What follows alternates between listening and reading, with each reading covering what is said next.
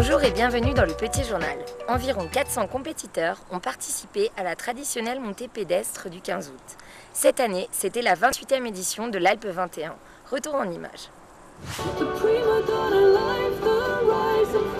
Aujourd'hui, c'était la 28e édition consécutive puisque nous avions créé cette association il y a donc 27 ans de ça, 28e édition, lorsque Jean-Guy Cupillard, qui était maire, voulait que le 15 août, il y ait une animation sportive, une compétition. Donc voilà, ça dure depuis 27 ans.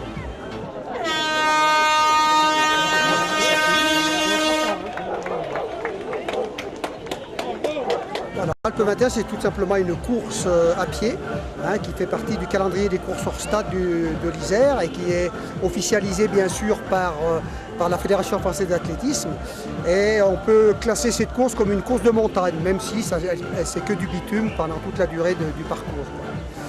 Donc voilà, alors viennent ici les spécialistes de course de montagne, puisque nous avons eu en 1996 Payet, d'ailleurs le record date de cette époque, qui avait battu le record en 58 minutes et qui était champion du monde de course de montagne.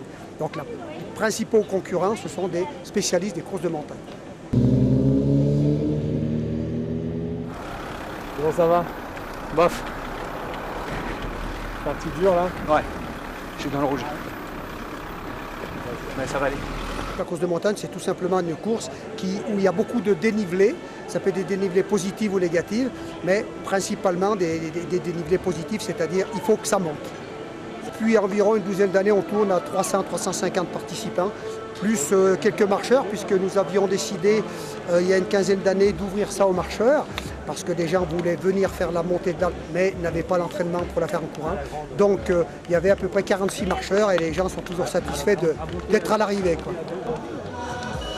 Le 15 août, c'était aussi la fin du 16e tournoi international de hockey, ainsi que le feu d'artifice. Extrait. Tournoi un peu particulier, beaucoup de stress parce qu'au dernier moment on a su que la patinoire n'allait pas être mise en glace puisqu'il y a eu des problèmes techniques assez importants. En plus, bon, après la réparation de la fuite, on a essayé de mettre la patinoire en glace et à ce moment-là il y avait la canicule, donc ça a été très très difficile de pouvoir descendre la dalle à moins 25, moins 28 comme d'habitude. Et donc on a été obligé de prendre une solution de secours, puisque tous les joueurs avaient pris leur disposition, les billets d'avion, etc. Donc il fallait sauver l'image du tournoi, sauver l'avenir du tournoi. Et donc on a trouvé cette solution de partir aux Deux Alpes. Et donc merci aux Deux Alpes de nous avoir rendu service. On a mis en place des navettes. Les gens sont ressortis très satisfaits de l'ambiance du tournoi. Bien sûr, j'ai été obligé de changer les formules de compétition, mais tout le monde est ravi et tout le monde a pu jouer des matchs de hockey sur glace, ce qui était quand même à l'origine la base de l'événement. Normalement, la société sous-traitante qui doit remettre en service la patinoire va revenir en septembre pour refaire les opérations qu'elle doit faire. Ça sera beaucoup plus facile puisque les températures ne seront pas celles du mois d'août. Et on espère retrouver la glace au mois d'octobre pour que les enfants puissent reprendre et l'entraînement et les compétitions régionales et nationales pour certains. La patinoire doit être mise aux normes puisque le gaz qui est actuellement utilisé est interdit en 2015. Donc de toute façon on est obligé de rénover la machinerie et de refaire la dalle puisque la dalle a 17 ans et la tuyauterie, comme on s'en est aperçu, n'est pas forcément fiable. Donc le mieux c'est de tout refaire et de repartir à zéro et de toute façon il n'y a pas d'autre solution. Sur l'aspect sportif, tout le monde est très très satisfait. Les Yeti ont fini 3e du trophée Pitt La Liberté, donc le premier tournoi qui s'est terminé le mardi.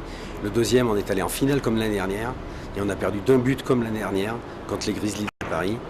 Et donc merci Télé Alpe d'Huez puisque on a pu projeter lors de la cérémonie de clôture hier soir la finale complète que Télé Alpe d'Huez avait filmée l'année dernière. Et j'espère que l'année prochaine on pourra faire la même chose.